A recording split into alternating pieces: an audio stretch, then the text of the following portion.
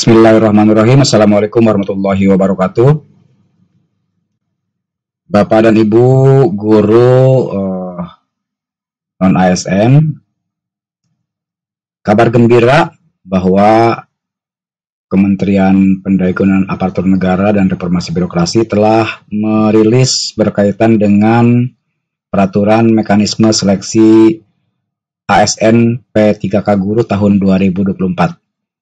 Untuk itu, simak ketentuannya dan mari kita bahas poin demi poin supaya Bapak dan Ibu dapat memahami bagaimana mekanisme seleksi ASN P3K tahun 2024. Dan untuk info update, silahkan subscribe channel ini karena channel ini menyajikan berbagai informasi berkaitan dengan kependidikan. Baik, Bapak dan Ibu, Menpan RB telah mengeluarkan keputusan Kepmednya nomor 348 tahun 2024 tentang mekanisme seleksi pegawai pemerintah dengan perjanjian kerja untuk jabatan fungsional guru di instansi daerah tahun anggaran 2024. Ini adalah informasi yang ditunggu-tunggu bagi Bapak dan Ibu guru non-ASN yang ada di satuan pendidikan. Nah, sekarang kita bahas satu persatu, poin demi poin. Yang pertama itu kriteria pelamar pada pengadaan pegawai pemerintah dengan perjanjian kerja untuk jabatan fungsional guru di instansi daerah tahun anggaran 2024. Nah, kriterianya yang pertama itu pelamar prioritas. Yang kedua, guru eks tenaga honorer kategori 2. Yang ketiga, guru non-ASN di instansi daerah atau lulusan pendidikan profesi guru yang terdaftar pada pangkalan data kelulusan PPG di Kementerian Pendidikan, Kebudayaan, Riset, dan Teknologi. Nah, kita bahas sekarang apa itu pelamar prioritas. Pelamar prioritas adalah peserta yang memenuhi nilai ambang batas pada seleksi jabatan fungsional guru di instansi daerah tahun 2021 dan belum pernah dinyatakan lulus pada seleksi P3K JF Guru periode sebelumnya. Jadi, kalau misalkan Bapak dan Ibu pada tes P3K tahun 2021 sudah memenuhi ambang batasnya, tapi belum dinyatakan lulus, maka untuk seleksi ASN P3K tahun 2024 ini menjadi prioritas pertama. Atau dulu kita sering mengistilahkan namanya P1. Ambang batasnya sudah terpenuhi, tapi belum dinyatakan lulus oleh pemerintah. Kemudian, poin yang kedua berkaitan dengan guru eks kategori 2. Sebagaimana dimaksud pada diktum pertama, huruf B adalah pegawai yang terdaftar dalam pangkalan data eks PHK2 pada Badan Kepegawaian Negara dan aktif mengajar di instansi pemerintah. Nah, Bapak dan Ibu, guru eks tenaga honorer K2 ini masih banyak tersisa karena mungkin sebelumnya belum memiliki kualifikasi akademik untuk melamar ASN P3K tahun sebelumnya. Nah, apabila Bapak dan Ibu yang THK2 sudah memenuhi kualifikasi akademiknya dan melamar, ini menjadi prioritas kedua ya dari prioritas yang telah ditentukan pada poin pertama tadi. Kemudian yang keempat, guru non-ASN di instansi daerah sebagai yang dimaksud pada diktum pertama huruf C terdiri atas pegawai yang terdaftar dalam pangkalan database tenaga non-ASN pada BKN yang aktif mengajar pada instansi pemerintah.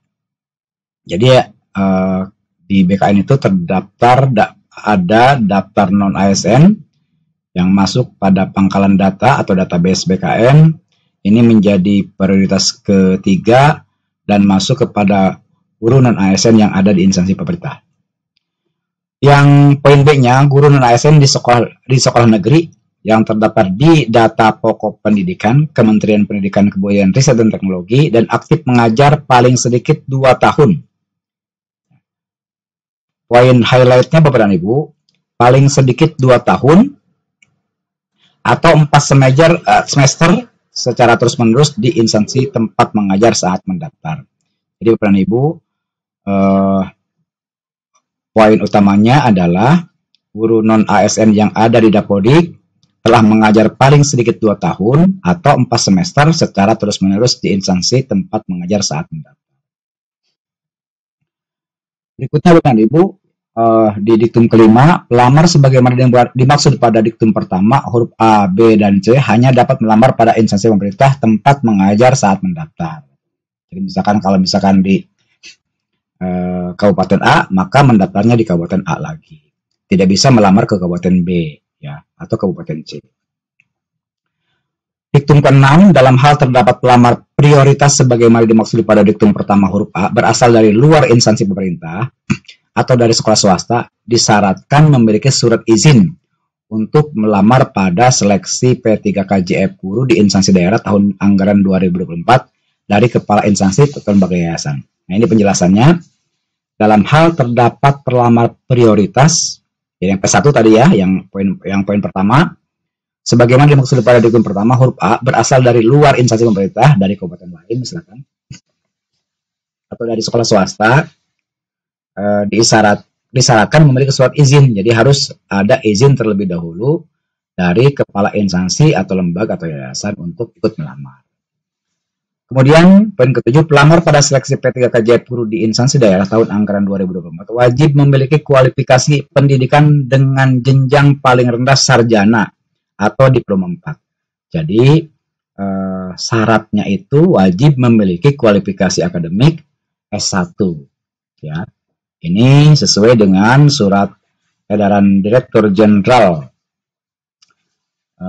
Guru dan Tenaga Kependidikan nomor 1311 B1B.B1 HK 0401 tahun 2004 tanggal 18 Maret 2004 tentang kualifikasi akademik dan sertifikat pendidik dalam pendaftaran seleksi pegawai pemerintah dengan perjanjian kerja untuk jabatan fungsional guru tahun 2024. Jadi Kementerian Pendidikan nanti kita akan bahas kembali seperti apa kualifikasi akademiknya di nomor 131311 garis miring B titik B1 garis miring HK titik 04.01 tahun 2004. Nanti kita akan bahas di video selanjutnya apa saja kriteria atau kualifikasi akademik dan sertifikat pendidik dalam pendaftaran seleksi pegawai pemerintah dengan perjanjian kerja. Ke-8, kualifikasi pendidikan dan atau kompetensi pendidik bagi pelamar pada seleksi P3KJF guru tahun 2024 sebagaimana dimaksud pada diktum ke-7 dikecualikan bagi pelamar yang pada kebutuhan wilayah otonomi khusus Provinsi Papua. Jadi kalau Papua itu dikecualikan terkait dengan kualifikasi akademik. Kualifikasi pendidikan dan atau kompetensi pendidik sebagaimana dimaksud pada diktum ke-8 untuk guru pada taman kanak-kanak, sekolah dasar, pendidikan kesetaraan, program paket A atau bentuk lain yang sederajat, paling rendah lulusan pendidikan menengah atas atau sederajat dan telah mengikuti pendidikan guru selama 2 tahun. Jadi kalau yang di Papua itu ada pengecualian, boleh lulusan SMA melamar dengan catatan telah mengikuti pendidikan guru selama 2 tahun. Ini khusus untuk yang provinsi otonomi khusus Provinsi Papua. Dalam hal terdapat pelamar dengan kualifikasi pendidikan dan atau kompetensi pendidik sebagaimana dimaksud pada diktum ke-9 yang dinyatakan lulus seleksi P3KJF guru tahun 2004, instansi wajib meningkatkan kualifikasi akademik guru ke jenjang sarjana atau diploma 4. Jadi kalau yang di Papua itu dinyatakan lulus karena belum S1, masih SMA atau masih pendidikan guru selama 2 tahun, pemerintah daerahnya wajib meningkatkan kualifikasi akademiknya untuk sesuai dengan syarat menjadi guru, yaitu sarjana S1 atau diploma 4. Diktum ke-11, pelamar seleksi P3KJF guru di instansi daerah tahun anggaran 2024 yang berstatus sebagai penyandang disabilitas berlaku ketentuan sebagai berikut. Penyandang disabilitas rungu tidak dapat melamar ke kebutuhan P3KJF guru bahasa Indonesia. Jadi kalau misalkan disabilitasnya rungu, tidak bisa mengajar atau tidak bisa melamar untuk kebutuhan bahasa Indonesia atau bahasa Inggris. Penyandang disabilitas daksa tidak dapat melamar ke kebutuhan P3KJF guru pendidikan jasmani, olahraga, dan kesehatan. Jadi kalau yang daksa itu tidak bisa melamar ke pendidikan jasmani, olahraga, dan kesehatan. Kemudian di poin C, penyandang disabilitas netra tidak dapat melamar ke kebutuhan P3K pada JF guru seni budaya dan seni budaya keterampilan. Ya, jadi kalau yang netra atau tidak dapat melihat itu tidak bisa melamar ke kebutuhan P3K pada JF Guru seni budaya keterampilan. Kita lanjut ke diktum ke-12. Seleksi pengadaan pegawai pemerintah dengan perjanjian kerja terdiri dari seleksi administrasi dan seleksi kompetensi. Yang pertama, seleksi kompetensi sebagaimana dimaksud pada diktum ke-14 dilakukan dengan mempertimbangkan integritas dan moralitas yang dilaksanakan dengan wawancara berbasis komputer. Materi seleksi, ya jadi Bapak dan Ibu nanti Bapak dan Ibu akan dihadapkan pada dua seleksi administrasi, itu nanti akan muncul administrasinya, ketentuannya, berkas-berkas yang Bapak Ibu upload pada SSCISN, kemudian nanti diverifikasi oleh tim Perpal, oleh verifikator dan supervisor. Apakah Bapak Ibu sudah memenuhi ketentuan atau belum? Nah, ini berkaitan dengan seleksi berkas yang Bapak Ibu upload di akun SSCISN. Berikutnya seleksi kompetensi teknis sebagaimana dimaksud pada diktum ke-14 dan wawancara sebagaimana dimaksud pada diktum ke-15 meliputi materi kompetensi teknis bertujuan untuk menilai penguasaan pengetahuan, keterampilan, dan sikap perilaku yang dapat diamati, diukur, dan dikembangkan yang spesifik berkaitan dengan bidang teknis. Nah, Bapak dan Ibu, biasanya untuk seleksi kompetensi teknis ini berupa soal-soalnya berbentuk situational judgment test. Kemudian materi kompetensi manajerial bertujuan untuk menilai komitmen, kemampuan, dan perilaku individu dalam berorganisasi yang dapat diamati dan diukur meliputi kompetensi integritas, kerjasama, komunikasi, orientasi pada hasil, pelayanan publik, pengembangan diri dan orang lain, mengelola perubahan, dan pengambilan keputusan. Nah, kemudian untuk yang materi kompetensi sosiokultural itu yang pertama kepekaan terhadap keberagaman, kemampuan berhubungan sosial, kepekaan terhadap pentingnya persatuan dan empati. Nah, Bapak dan Ibu nanti ini seperti biasanya bentuk tesnya itu berbentuk situational judgment test atau tes yang mengukur keseharian Bapak dan Ibu ketika Bapak dan Ibu melakukan proses pembelajaran. Kemudian Bapak dan Ibu di diktum ke-17, seleksi kompetensi sebagaimana dimaksud pada diktum ke-14 dan wawancara sebagaimana dimaksud pada diktum ke-15 dilakukan dengan menggunakan sistem komputer assisted test atau CAT yang diselenggarakan oleh BKN. Jadi, kalau administrasi itu Bapak Ibu mengupload berkas-berkas sesuai dengan ketentuan yang diminta pada akun SSCISN-nya, sementara untuk yang seleksi kompetensi itu dilakukan dengan menggunakan komputer assistant test atau CAT yang diselenggarakan oleh BKN. Maka Bapak Ibu, mulai saat ini Bapak Ibu sering berlatih, sering membahas, sering berdiskusi berkaitan dengan persiapan seleksi kompetensi yang akan dilaksanakan pada seleksi ASN tahun 2024.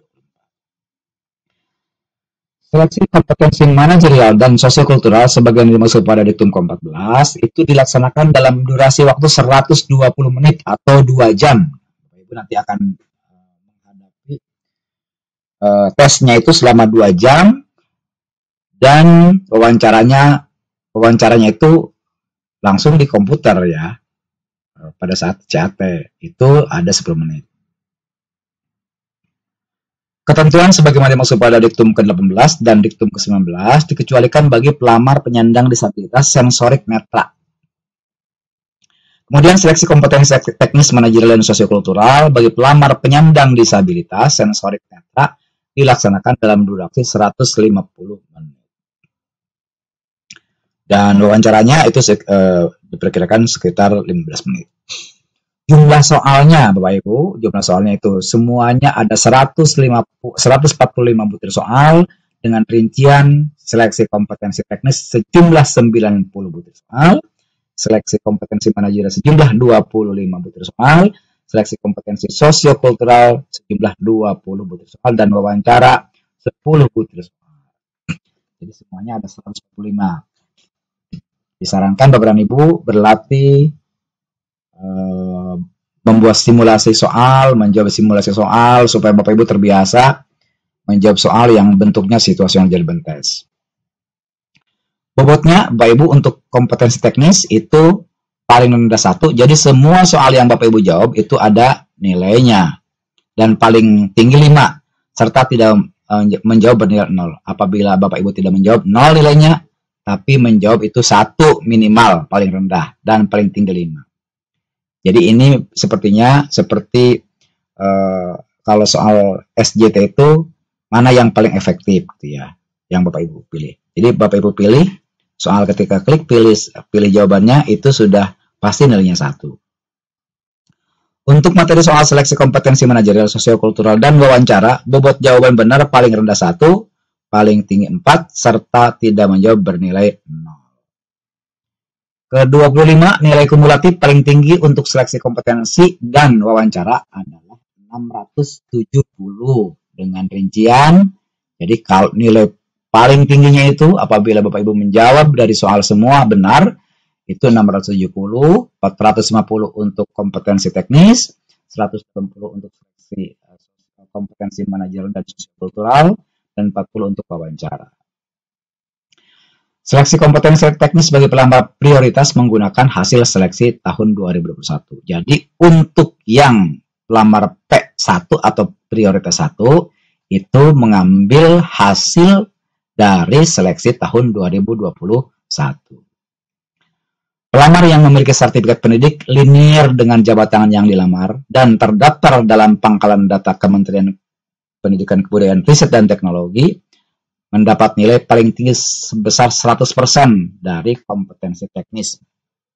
Jadi Bapak Ibu yang ini kabar gembira bagi Bapak Ibu yang memiliki sertifikat pendidik linear dengan jabatan yang dilamarnya. Contoh misalkan Bapak dan Ibu melamar di guru kelas S1 Bapak Ibu PGSD. Sertifikat pendidiknya itu guru kelas. Maka itu sudah dipastikan mendapatkan nilai paling tinggi seperti 100%. Misal Bapak Ibu nilainya nilai kompetensi teknisnya misalkan 70 misalkan. Maka dikalikan 100% menjadi 140. Nah, ini kabar gembira bagi yang sudah memiliki sertifikat pendidik. Ke-28, pelamar dinyatakan lulus seleksi jika berperingkat terbaik. Jadi diurutkan dari yang tertinggi hingga terendah,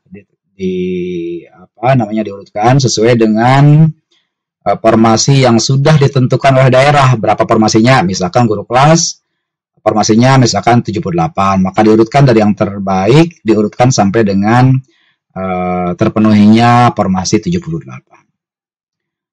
Penentuan pelamar yang lulus seleksi sebagaimana dimaksud pada diktum ke-28 diberlakukan secara berurutan. Jadi berurutan dulu nih yang penentuan kelulusannya.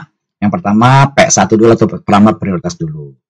Yang kedua guru THK 2. Kalau tidak ada prioritas turun ke THK 2.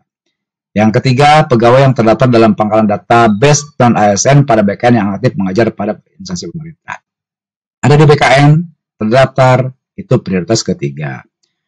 Selanjutnya yang guru non ASN yang ada di Dapodik, misalkan P1 tidak ada, THK 2 tidak ada, maka yang ada di pangkalan data itu, pangkalan data BKN itu yang pertama jadi naik gitu ya.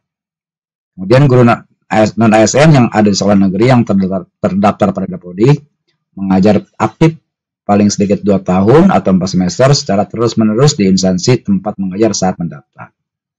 Yang prioritas terakhir lulusan PPG yang terdaftar pada pangkalan data lulusan PPG di Kementerian Pendidikan, Kebudayaan, Riset, dan Teknologi. Apa ini lulusan PPG? Lulusan fresh graduate, lalu kemudian belum mengajar, belum ada di Dapodik, lalu kemudian yang bersangkutan mengikuti PPG dalam para jabatan, lulus, dan ini menjadi prioritas ke-5.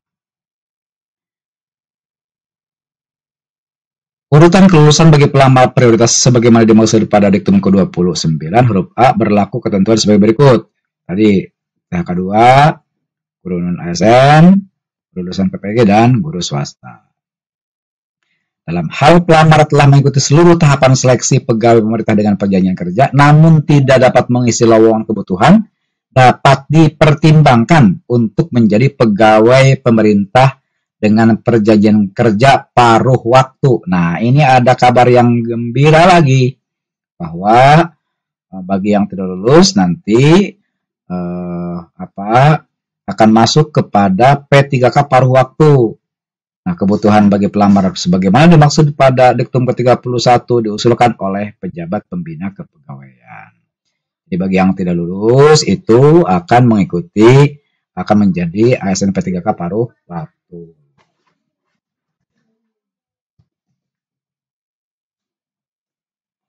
Nah, itu Bapak dan Ibu ketentuan-ketentuan berkaitan dengan mekanisme seleksi ASN P3K tahun 2024, dan ada beberapa perbedaan dari mekanisme seleksi tahun 2023, yakni ada pada poin bagi yang tidak lulus kemudian akan menjadi ASN P3K paruh waktu dengan catatan diusulkan oleh pejabat pembina kepegawaian. Terima kasih Bapak dan Ibu, mudah-mudahan ini bermanfaat bagi kita semua, dan saya doakan mudah-mudahan Bapak dan Ibu nanti pada saat melamar dan lulus menjadi ASN P3K tahun 2024. Terima kasih. Assalamualaikum warahmatullahi wabarakatuh.